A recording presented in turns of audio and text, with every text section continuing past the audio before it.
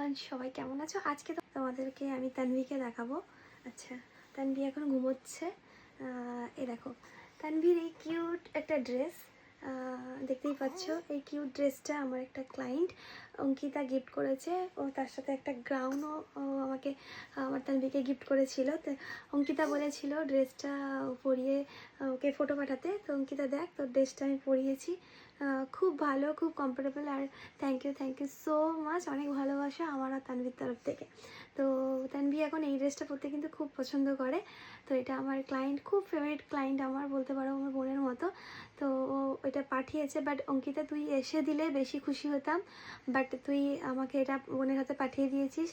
তো একটু হলেও রাগ করেছি, তুই আমার মেয়েকে দেখতে আসিসনি বাট পাঠিয়ে দিয়েছিস। আর অঙ্কিতা একটা ছোট্ট কিউট গাউনও পাঠিয়েছে, যেটা ছিল সেটাও অনেক কিউট, বাট ওটা একটু বড় হলে পরতে পারবে। তো দেখ, তোর গাউনটা, তোর ড্রেসটা পরেছে তানভী, তো এটা পরে খুব কমফোর্টেবল ফিল করে। তো থ্যাংক ইউ সো মাচ। তো আজকে যে বিষয়ে